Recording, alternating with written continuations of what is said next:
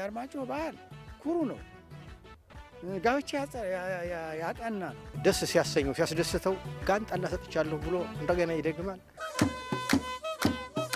እንግዳ አቀባበሉ ከሌሎች ለየት ያለ ነው። ከተማችን በሚመጥነው ልክ ለማስቀመጥ ህዝባችን ጋር ተባብረን ተቀናይተን እየሰራንበት ያለ ሁኔታ ነው ያለ። እዚህ አካባቢ በጣም ብዙ ታሪክ የሰሩ አባቶች ያሉበት አካባቢ ነው። የነ ራስ አሞራ ውብነህን ታሪክ ወስደን ማየት እንችላለን። የነ ደጃች ብሬን ታሪክ ወስደን ማየት እንችላለን።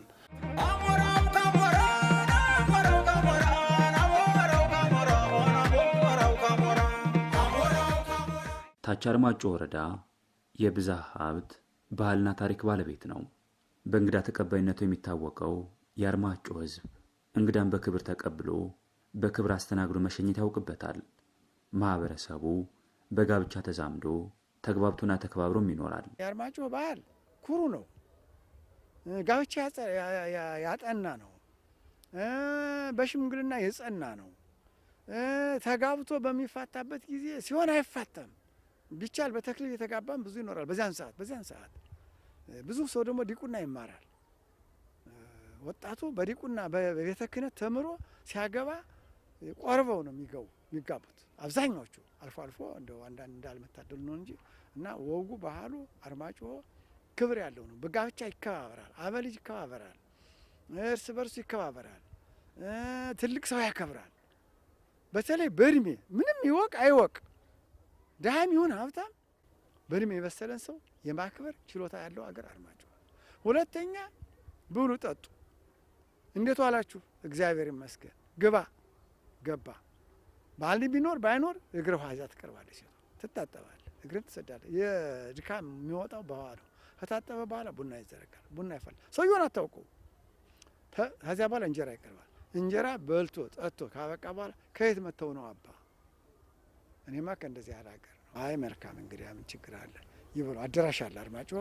አንድ ቤት ብቻ አይደለም የሚሰራ። ልክ አሁን ዶርም ምናምን እዚህ እንደሚሰራው 3-4 አዳራሽ ይሰራል። አንዱ አዳራሽ የእንግዳ መኝታ። ከዚህ በኋላ እግሩን ታጥቦ እራት ከበላ በኋላ አንገል ነጥፍለታል፣ ሄዶ ይተኛል። እና የአርማጭሆ ባህል ይህን የመሰለ ክብር ያለው ባህል ያለው ህዝብ ነው። አርማጭሆ እንግዳ ሲመጣ ዘመዴ ነው ዘመድ አይደለም አይልም።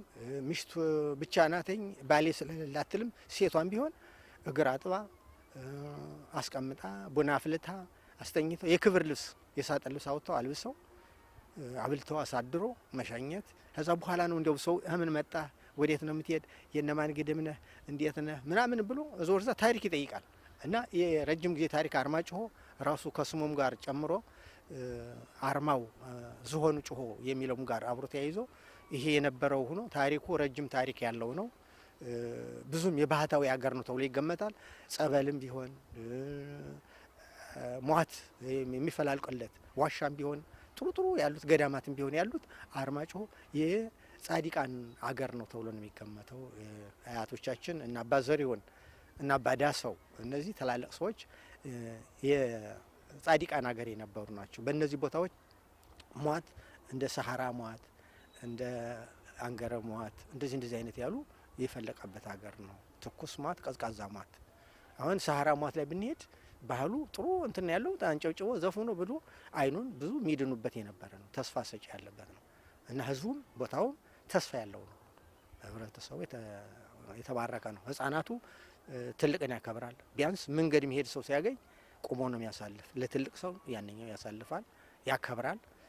ትንሹ ትልቁን ቢያከብረው እንጀራ ያገኛል ብሎ ነው ያስባል። ታች አርማጭሆ በተለይ ከሌሎች ለየት የሚያደርገው የእንግዳ አቀባበሉ እንግዳን ተቀብሎ ካስተናገደ በኋላ የመጀመሪያ ዝርያን ሳይቆጥር እንግዳ አቀባበሉ ከሌሎች ለየት ያለ ነው። እግር በማጠብ እንግዶችን በማስተናገድ የራሱን ምኝታ በተለይ ለቆ እንግዶችን ለመጀመሪያ ቅድሚያ ለእንግዳ የሚሰጠው ከሌሎች ለየት የሚያደርገው ያለባበሱ ሁኔታ፣ ያጨፋፈሩ ሁኔታ፣ ያመጋገቡ ስነ ስርዓት በአንድ ላይ ለመዋል ያለው የመስተንግዶ ሁኔታ የተለየ ያደርገዋል ከሌሎች አካባቢዎች ማለት ነው። የወረዳችን የተለያዩ ባህሎች አሉ። ለምሳሌ ከባህሎች መካከል በድምቀት የሚከበሩት ሰርግ የመሰለ ህዝባችንና አካባቢያችን የሚገልጽ ጭፈራዎች ያሉበት የአለባበስ አይነቶች፣ የአመጋገብ ስርዓቱ ያለበት በተለይ የአገር ጨታ የባህል ቡድን የተለያዩ የኪነት እንትኖች የሚያሳይበት ለማህበረሰቡ ለምሳሌ የጭፈራ አይነቶች የሳንኪ ምት፣ ጅንግር ምት፣ ጓሪያ ምት የሚሉት የተለያዩ እነዚህ ጭፈራዎችን ለማህበረሰባችን የሚያሳዩበትና ማህበረሰባችንም በዚህ ከእለት ከእለት በጣም ደስተኛ ሆኖ የሚቀጥልበት ሁኔታ ነው ያለው።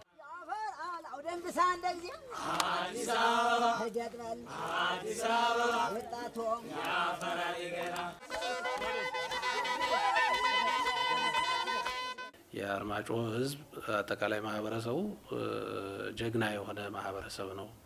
በሀገር ጉዳይ ላይ የሚፈልገው መስዋዕትነት የሚከፍል በሀገር ጉዳይ ላይ የሚሰሩ ስራዎችን በቁርጠኝነት የሚሰራ ጥሩ ባህል ያለው ማህበረሰብ ነው ማለት ነው።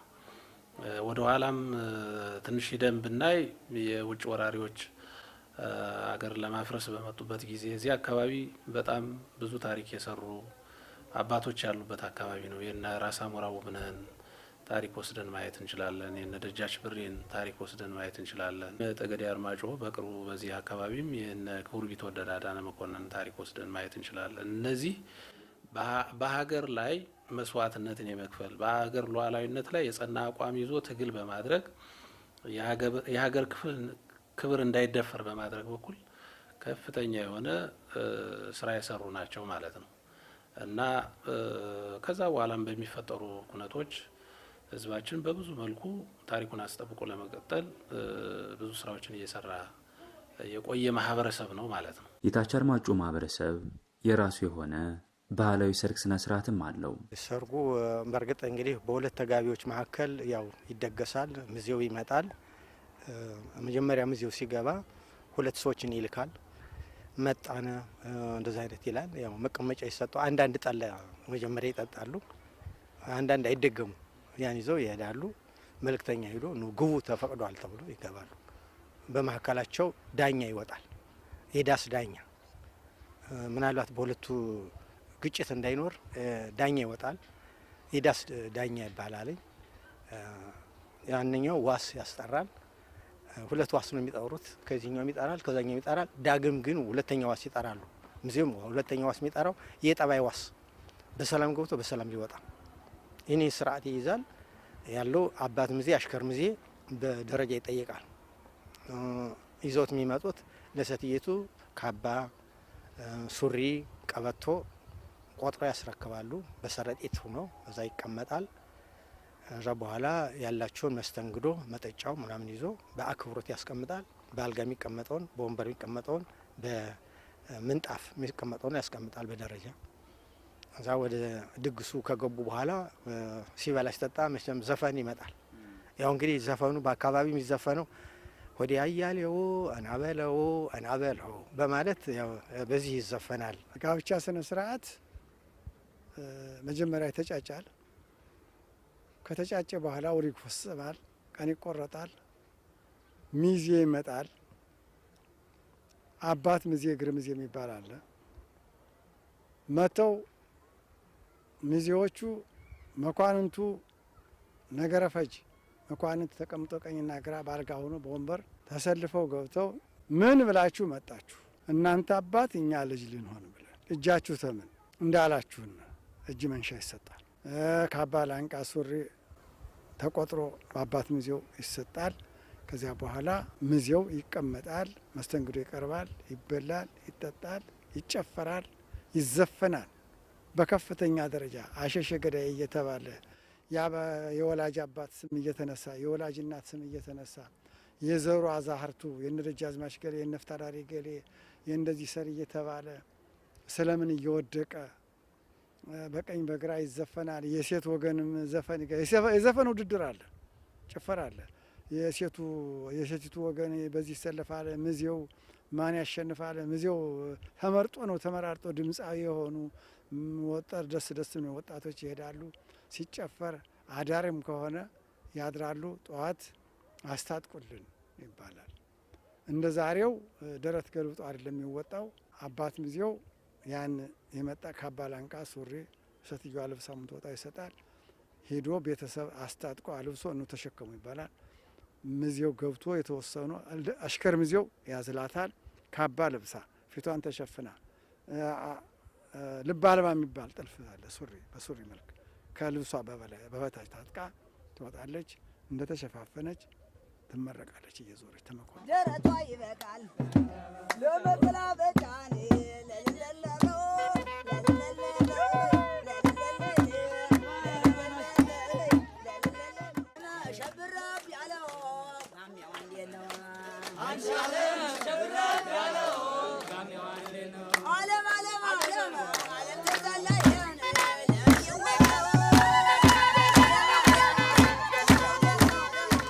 ይሄ ባህል እንዳይበረዝ እንዳይጠፋ ባህሉን ጠብቆ በማስቀጠል በኩል ያው እየሰራን ያለንበት ሁኔታ ነው ያለው። ከዚህ አንጻር ወረዳችን ላይ ባህልና ቱሪዝም አንድ ዋና ተግባሩ ይሄ ነው ማለት ነው። የነበሩ ባህሎች እንዳይጠፉ አጠቃላይ ይዘታቸውን ቅርጻቸውን ይዘው እንዲቀጥሉ የማድረግ ስራ ነው የሚሰራው። ከዚህ አንጻር ያው እንግዲህ ወረዳችን ላይ የሀገር ጫታ ኪነ ጥበብ ቡድን አለ።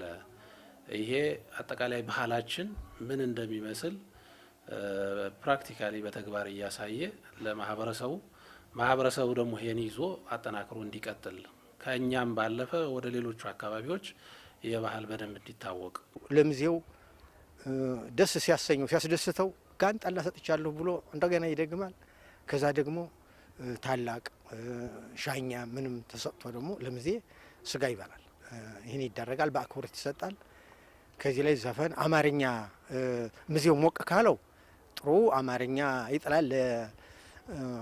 የወጥሽን ማማር ድስቱ ነገረኝ፣ የሞጎሽን ማማር እንጀራው ነገረኝ፣ እሜቴን ቶኔ ጤና ይስጥልኝ ተብሎ ያው ይነገራል። የሰላምታ መግቢያው የድግሱን አይነት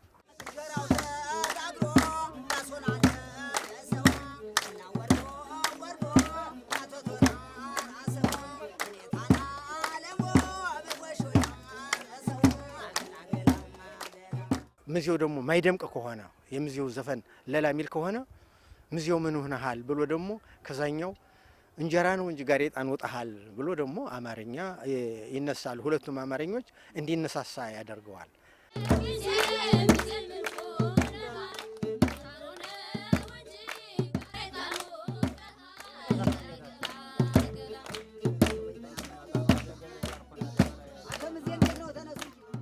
ከዚህ በኋላ ሚዜ ይሄዳል።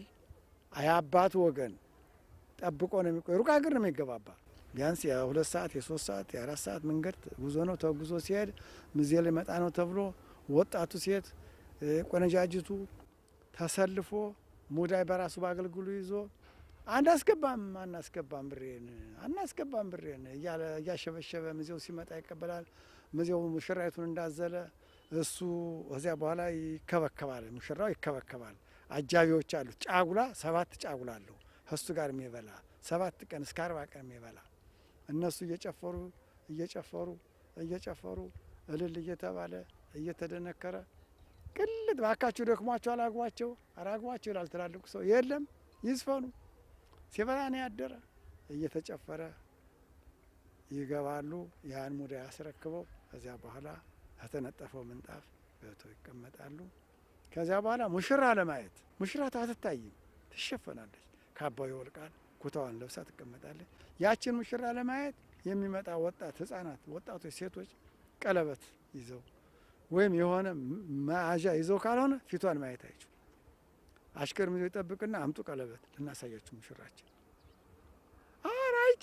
አራይቻትን እየተባለ እስከ 3 ቀን ይጨጓላል።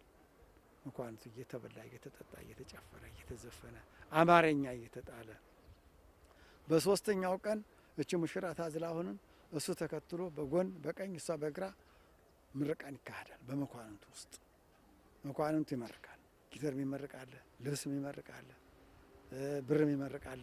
የድሮ ጠገራስ ማርተሬዛ ብር ይባላል። ይሄ ተደርጎ ተፈጸመ በኋላ የሰርጉ ስነ ስርዓት ከ3 ቀን በኋላ ያበቃል። አሽከሪቱ ታዝላ እንደታዘለች አሸበርገዳ እየታለ እየተጨፈረ እየተዘፈነ ወደ አባቱ ቤት ትገባለች።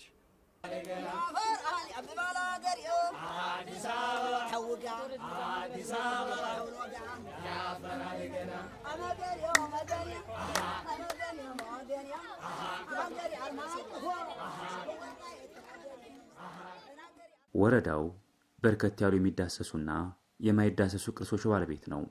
በቱሪስት መዳረሻ ስፍራዎች የታደሉ አርማጮ በርካታ ጎብኚዎች ወደ ስፍራው ያቀናሉ። በአመት ሁሌ የሚከበሩ በተለይ የቅዱስ ያዕቆብ አንድነት ገዳም ታኅሳስ 19 የሚከበረው ከፍተኛ ከወረዳችን 42 ኪሎ ሜትር ምናምን ርቆ የሚገኝ ቅዱስ ያዕቆብ አንድነት ገዳም በጣም በርካታ ሰው ፍሰት የሚመጣበት የፍልውሃ ጸበል አንገረብ ፍልውሃ ጸበል በውስጡ ወደ 44 ጸበል ያሉት በጣም የታሪክ የሆነ ቦታ ነውና ኮኮራ ቀበሌ የሚገኝ ነው። ሞጊና አንድነት ገዳም፣ የየራ ተክለ ሃይማኖት ገዳም በወረዳችን ውስጥ ከፍተኛ የቱሪስት መዳረሻዎች ናቸው። በአመት ከ35 ሺህ እስከ 40 ሺህ የህዝብ ፍሰት ያለባቸው ይህን ባህል ለማክበር ወይም ለመጎብኘት የሚመጡት ማለት ነው። ኦልሬዲ ወደ 35 ሺህ በዚህ አመት ጎብኚዎች መጥተዋል ማለት ነው። የሀገር ውስጥ ቱሪስቶች ናቸው በጣም የሚበዙ ለወደኛ አካባቢ ማለት ነው። በታች አርማጮ ወረዳ አስተማማኝ ሰላም ሰፍኖ ዜጎች ከቦታ ቦታ ተንቀሳቅሰው እንዲሰሩና እንዲያለሙ የሰላም ተግባሩ ላይም ጠንከር ያሉ ስራዎች እየተሰሩ ነው። የሀገር ሽማግሌዎችና የሚመለከታቸው አካላትም ቢሆኑ የአርማጮ መልካም ታሪክና ዝና ለትውልዱ እንዲተላለፍ በሰላም ረገድ የበኩላቸውን ኃላፊነት እየተወጡ ነው። ከአባቶቻችን ያልተገኙ ታሪኮች እንዳይደገሙ ሀገራችን በሰላም ብቻ በመፈቃቀር በመጓደድ አብሮነት እንዲጠናከር ሰፊ ስራ እየተሰራ ነው ያለ። ምክንያቱም ከወጣቱ ጋር በተያያዘም ወጣቱ ወረ ልማት እንዲዞር ወረ ሰላም እንዲዞር አገሩን እንዲወድ በማንቀሳቀስ በማስተማር ስደት እንዲያቆም ዝርፊያ፣ እገታ በተመለከተ በጣም ከአባቶቻችን ያልተገኙ ታሪኮች ስለሆኑ እነዚህ አስተሳሰቦች እንዲቀየሩና አገራችን የልማት የሰላም የዲሞክራሲ እድገት እንዲመጣ ከፍተኛ ስራ እየተሰራ ይገኛል። በየደረጃው ያለ የሀገር ሽማግሌም አሁን በ105 የሃይማኖት መሪዎች በ105 ቤተክርስቲያን የሃይማኖት መሪዎችና የሀገር ሽማግሌዎች በ24 ቀበሌ ሁሉም ተዋቅሮ በየደረጃው ያሉ ግጭቶችን ለማብረድ ከፍተኛ እንቅስቃሴ ከፍተኛ ስራ እየተሰራ ይገኛል። ስለ ሰላም የሀገር ሽማግሌ ይወጣል ይወርዳል። በጣም ከፍተኛ ርብርብ አለው።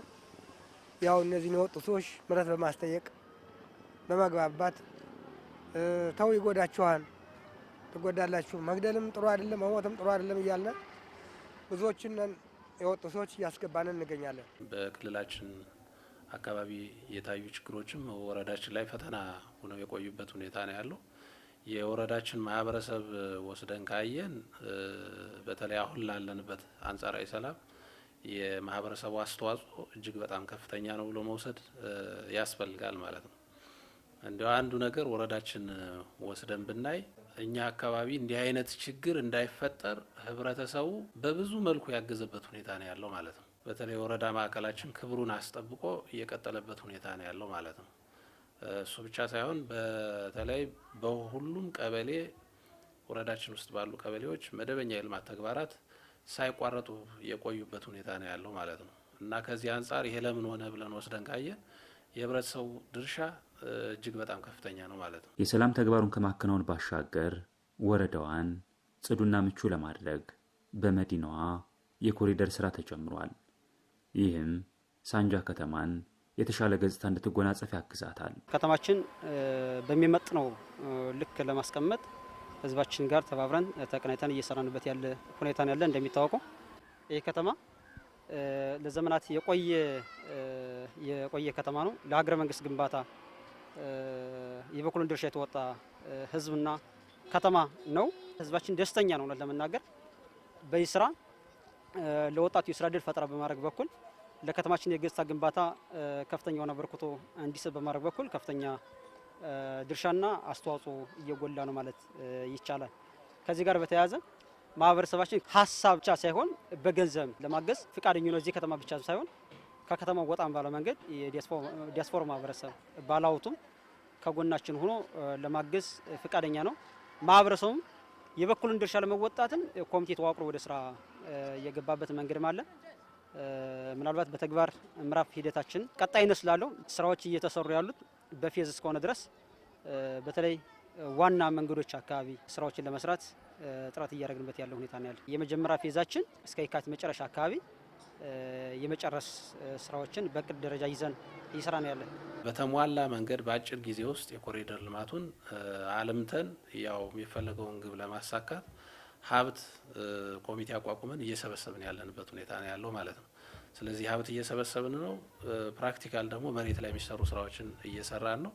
አጠቃላይ ሁሉንም ነገር ሰርተን በኮሪደር ልማት አልምተን ለማስመረቅ እና በአጭር ጊዜ ግባችን ለማሳካት ያው ወደ ተግባር ገብተን እንዳያችሁት እየሰራን ያለንበት ሁኔታ ነው ያለው ማለት ነው። የከተማ ልማት ስራን የሚመሩ አመራሮች አሉ፣ በስር ባለሙያዎች አሉ።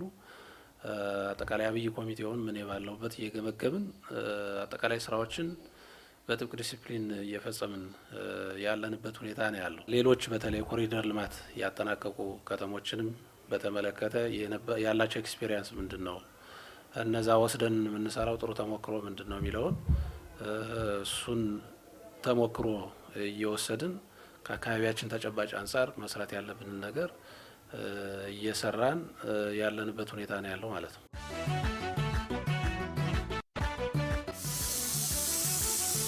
በኮሪደር ልማቱ የእግረኛ መንገዶች፣ የመንገድ መብራቶችና የፈረሱ ቤቶችን የመጠገን ስራ እንደሚሰራ የወረዳው መሪ መዘጋጃ ቤት ይገልጻል። በከተማው የሚሰራው የልማት ተግባር 4 ኪሎ ሜትር ይሸፍናል። 4 ኪሎ ሜትር አካባቢ ለመስራት ነው ያሰብነው። ለመናገር ህዝባችን አስተባብራ ህዝባችን ከጎናችን አድርገን ለመስራት ነው አስበን ያለን።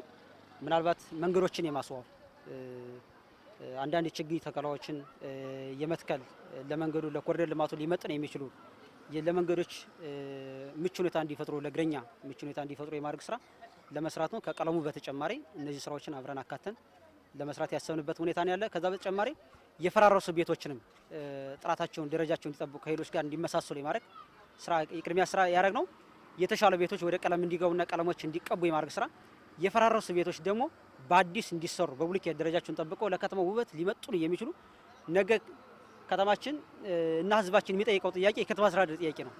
ያንን ሊመጥን የሚችል ስራ የከተማ በውዛ ስራ የከተማ የመብራት በውዛ ስራ ደረጃውን በጠበቀ መንገድ እንዲሰራ በማድረግ በኩል በቅድ ደረጃ ይዘናቸው እየሰራን ያለን። የወረዳ ማዕከላችን በተለይ ሳንጃ ህብረተሰቡ በተለያየ ጊዜ ለምንድን ነው ከተማ አስተዳደር ማይሆን የሚል ጥያቄዎችን ሲያነሳ የነበረበት ሁኔታ ነው ያለው። ስለዚህ ወደ ከተማ አስተዳደርም ከፍ ለማድረግ የከተማውን ጽዳትም ውበትም በተለይ ከኮሪደር ልማት አኳያ በሚፈለገው ደረጃ ማልማት እንዳለብን ኮሪደር እጅግ በብዙ መልኩ በጣም አስፈላጊ እንደሆነ ማህበረሰቡ ጋር መግባባት ችለናል ማለት ነው። ከተግባባን በኋላ ማህበረሰቡ ወደ ተግባር ግቡ እኛ ማገዝ መቻል አለብን የሚል ሀሳብ አንስቶ ያው ስራው ተጀምሮ ያለበት ሁኔታ ነው ያለው ማለት ነው። ስለዚህ ከዚህ አንጻር ያው ከተማው ላይ ሁላችሁም እንዳያችሁት የተጀማመሩ ስራዎች አሉ።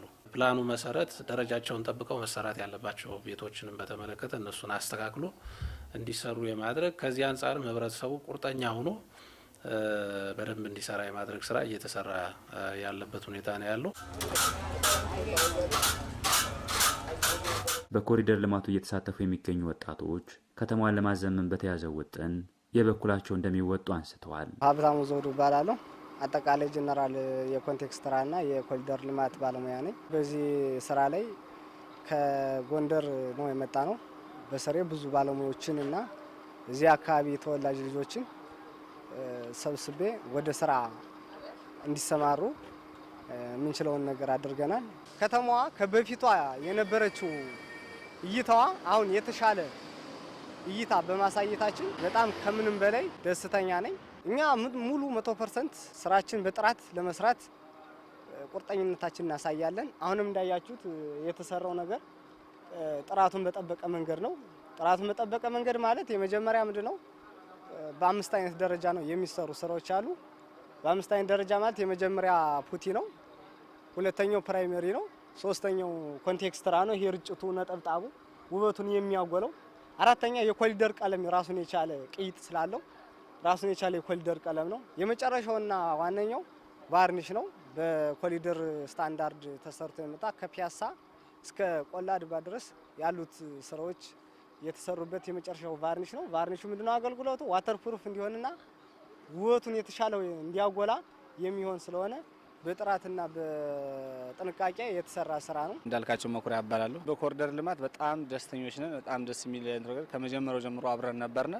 እኔ አሁን መጀመሪያው ሙያውም አልነበረኝም ልምድም አልነበረኝም። አሁን ግን ከተሳፊ ከጀመርኩ በኋላ በጣም እርግጠኛ ነኝ ባለንም ሙያውን በደንብ ለምደነዋል። ብዙ ነገሮች አሉ። ከተማ በልማት በጣም ደስ ብሎናል። የኮሪደር ልማት በመምጣቱ በጣም ደስ ብሎናል። በጣም ብዙ ወጣቶችም እድለኞች ሆነናል። ጥራት ያለው ነገር ለመስራት ዝግጁ ነን።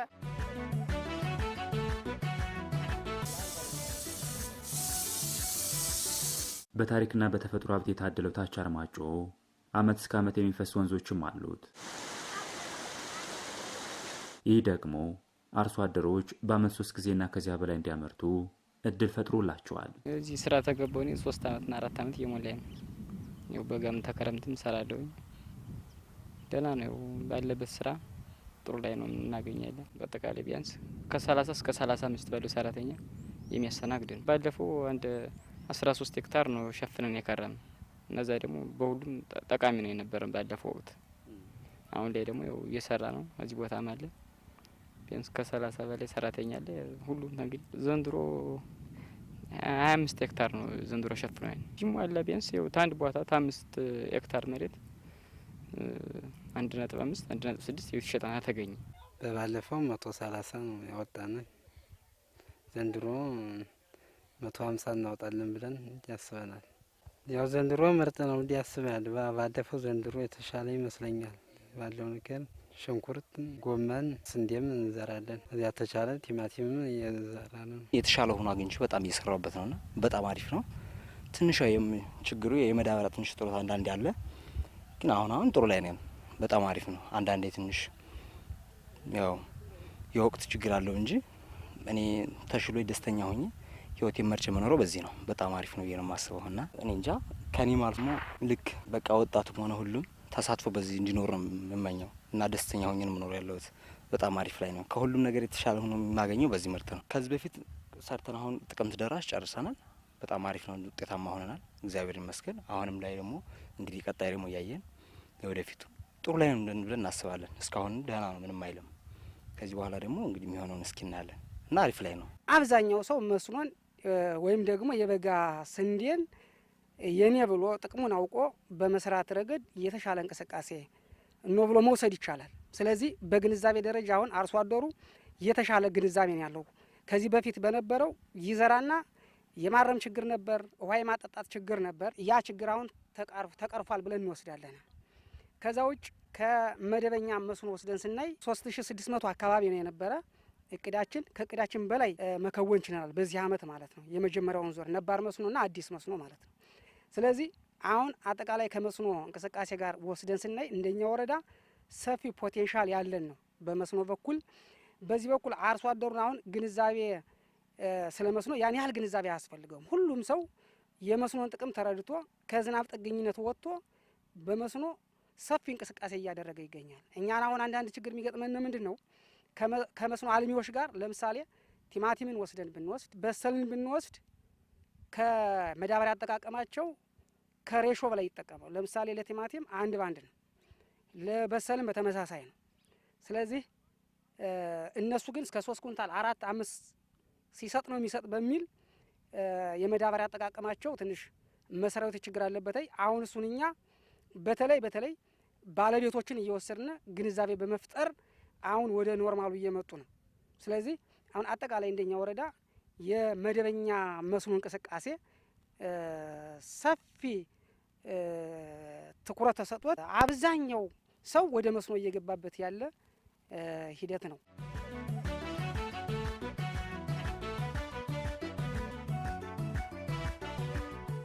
የመስኖ ስራን ወስደን ካየን ያው በመደበኛ የሚለማ መስኖ አለ። መደበኛ መስኖን ወስደን ካየን ካለን ፖቴንሻል አንጻር ወደ 100% በሚባል ደረጃ እያለማን ባይሆንም ግን ደግሞ ከማህበረሰቡ አሁን ላይ ጥሩ ልምዶች አሉ። መስኖን የመጠቀም ልማዱ ከጊዜ ወደ ጊዜ እየጨመረ እየሄደ ያለበት ሁኔታ ነው ያለው። በዚህ በኩል ወጣቱ ከመደበኛ መስኖ ስራችን አኳያ በሽንኩርት በቲማቲም በደንብ እያለማ ያለበት ሁኔታ ነው ያለው።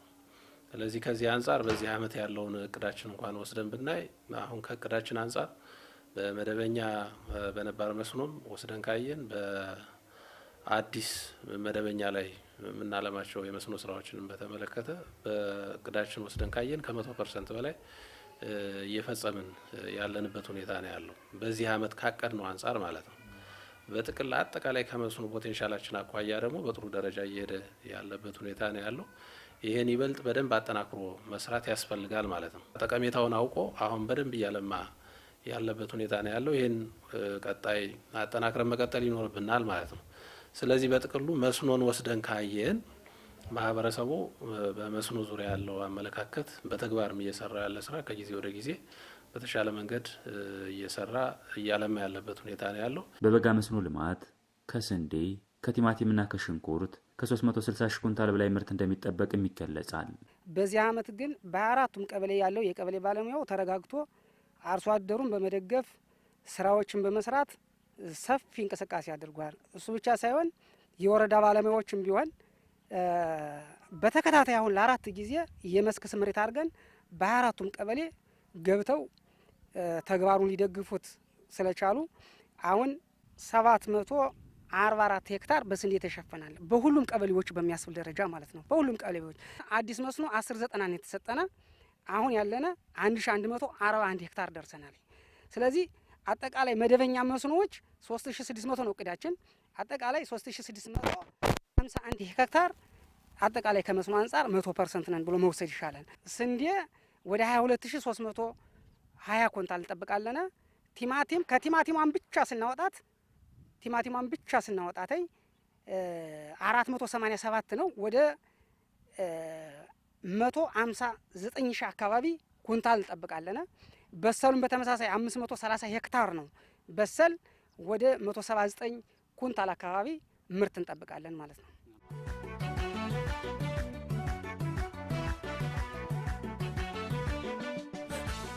ታች አርማጭሆ ወረዳ ያለው የማዕድን ሀብት፣ የከተማ ግብርና፣ የመስሪያና የመሸጫ ቦታ ጸጋዎች ለወጣቶች ስራ እድል ፈጠራ እያገዘ ይገኛል። በዚህም ወጣቶች ተጠቃሚ ሆነዋል። ብድር ያገኘን በማሽን መልኩ ነው። ማሽን ባናገኝ መስራት አንችልም። ለኛ ማቅረብ ማንችለውን እነሱ ረድቶናል። ወርፋ አሪፍ ላይ ነው። ለራሴ ከሰው ወጥቼ ራሴ እንድችሉኛል። ራሴ ከቻልኩ ደግሞ በብድር አማካኝ ማሽን ጨምሬ ከሌሎች ልጆች ጋር ሆኜ እንድሰራ እድል ፈጥሮልኝ በስሬም አንድ 3-4 ሰው አሉ አብሮ የሚሰሩ። ከአሁን በፊት ሰው ነው ስራ ነበር። ከሰው ነበር 1-2-3 አመት ሰው ሰርቻለሁ። እዛም በኋላ በቃ በቤተሰብ እንትን አልኩ። ትንሽ በዛ ጀመርኩ። መንግስት ደግሞ ትንሽ ብድር አቀበልኩ። እንደዛ ብሎ ተመቻቸልኝ። ስራውም አሪፍ ነው። ሁሉ ነገር አሪፍ ነው። እኔ ጋር የሚሰሩ ብዙ ወጣትም አለ ነገር የሚሰሩ በቃ እንደሱ ለማለት ነው። በ2018 በጀት ዓመት እንደ ታች አርማጭሆ ወረዳ ስራና ክህሎት ጽህፈት ቤት ወደ 6640 የሚሆኑ ወጣቶችን በእቅድ ይዘን ስራ እድል ለመፍጠር ጥረት እያደረገ ነው። ስለዚህ ከዚህ አኳያ እንደ አገርም እንደ ታች አርማጭሆ ወረዳ ሲል በዚህ በጀት ዓመት 6640 የሚሆነው ስራ ፈላጊ ወጣት አጠቃላይ ስራ ፈላጊው በኦንላይን ሲስተም አዲስ እየለማ ባለው ኦንላይን ሲስተም ውስጥ ነው የሚያልፈው። ግንዛቤ ፈጠራው፣ አደረጃጀት ስራ እድል ፈጠራው በዚህ ልክ ነው መሰረት አድርገን እየሰራን ነው። ስለዚህ በዋናነት እስካሁን ይህን ማዕከል አድርገን እየሰራን ከ80% በላይ አጠቃላይ ምዝገባ ስራዎችን አከናውነናል። እስከዚህ ግማሽ ዓመት ድረስ የፈጠራው ስራ ስናየው ኦልሞስት ከ50% በላይ እስከዚህ ግማሽ በጀት ዓመት ደርሰናል። የስራ እድል ፈጠራ የሚፈጠረው በብድር አቅርቦት ነው። ብድርም ማዕከል ስናደርግ በዚህ በጀት ዓመት በተዘዋዋሪ በመደበኛ ብድር ወደ 15,425,900 አካባቢ ብሮች በእቅድ ደረጃ እናሰራጫለን ለወጣቱ ብለን አስበን አቅደን ይዘናል። እስካሁን ግማሽ ዓመቱ ድረስ ወደ 11,405,220 ብር አካባቢ የሚሆኑ በ75 ኢንተርፕራይዞች አካባቢ ስርጭት አድርገናል። የነገ ሀገር ተረካቢ ትውልድ ለመፍጠርና አካባቢውን ወደ ተሻለ ደረጃ ለማሳደግ ወረዳው የትምህርት ዘርፉን ማሻሻል ላይ እየሰራ ይገኛል። ምቹ የትምህርት አካባቢ ለመፍጠር ያግዝ ዘንድም ከህብረተሰቡና ከአጋር አካላት ጋር በመተባበር የትምህርት ቤት ግንባታዎች ተጀምረዋል። የትምህርት ቤቶችን ደረጃ ለማሻሻል አጠቃላይ የመጀመሪያው የማህበረሰቡን ተሳትፎ በሚገባ መጠቀም ነው የሚያስፈልገው። በተመሳሳይ ደግሞ በወረዳችን የአልማ ጽህፈት ቤትን ጋር በመተባበር በደረጃውን የጠበቁ መማሪያ ክፍሎች እንዲገነቡ እየተደረገ ይገኛል። ስለዚህ እስካሁን ድረስ አሁን በ4 ቀበሌዎች 6 ትምህርት ቤቶችን በአግባቡ እየተገነቡ ያሉበት ሁኔታ ነው ያለ። በተለይ ደረጃቸውን በማሻሻል ረገድ የተሻሻለ ደረጃ ወይም ደግሞ ስታንዳርዱን የጠበቀ መማሪያ ክፍል እንዲገነባ በትኩረት እየተሰራ ነው ያለ። ስለዚህ አልማ አሁን በምታዩት አግባብ በሁሉም ትምህርት ቤቶች በተጀመሩ ትምህርት ቤቶች በአግባቡ ተግባሩን እያሳለጠ የሚገኝበት ሁኔታ ነው ያለ። በተመሳሳይ ደግሞ ማህበረሰቡን በማሳተፍ በማህበረሰቡ ተሳትፎ መማሪያ ክፍሎች በአግባቡ እየተገነቡ የሚገኙበት ሁኔታ አለ። በተለይ ደረጃቸውን እንዲጠብቁና ስታንዳርዱን ያሟሉ እንዲሆኑ ከማህበረሰቡ ጋር ውይይት በማድረግ ትምህርት ቤቶች በአግባቡ እየተገነቡ ያሉበት ሁኔታ ነው ያለ። አልማ በዚህ ወረዳ በ4 ቀበሌዎች 6 ትምህርት ቤቶችን እየገነባ ይገኛል። በባለፈው አመት ጀምሮ እንቅስቃሴዎች እያደረግን ያለ ነው። ባለፈው አመት ሐምሌ ወር ላይ 2 ትምህርት ቤቶች አልቀው ተመርቀዋል። በዚህ አመት ደግሞ 2 የሚጠናቀቁ ትምህርት ቤቶች አሉ። አንዱ በግንባታ ላይ የሚገኝ፣ 2ቱ ደግሞ ይሄ የምናየው G+1 እና ሌላ ጣራ የሚባል ቀበሌ አለ። እዛ ያለ ግንባታ ገና በሂደት ላይ ያለ ነው፣ በቀጣይ የሚጠናቀቅ ነው። አሁን ላይ ትኩረት አድርገን እየሰራን ያለን የተጀመሩ ግንባታዎችን ማጠናቀቅ ነው። እነሱን ካጠናቀቅን በኋላ የተመረጡ በቅድ ደረጃ ያዝናቸው ትምህርት ቤት የሚሰራላቸው ቀበሌዎች አሉ። ወደ እነዛ አካባቢዎች የግንባታ እንቅስቃሴ የምናደርግ ይሆናል።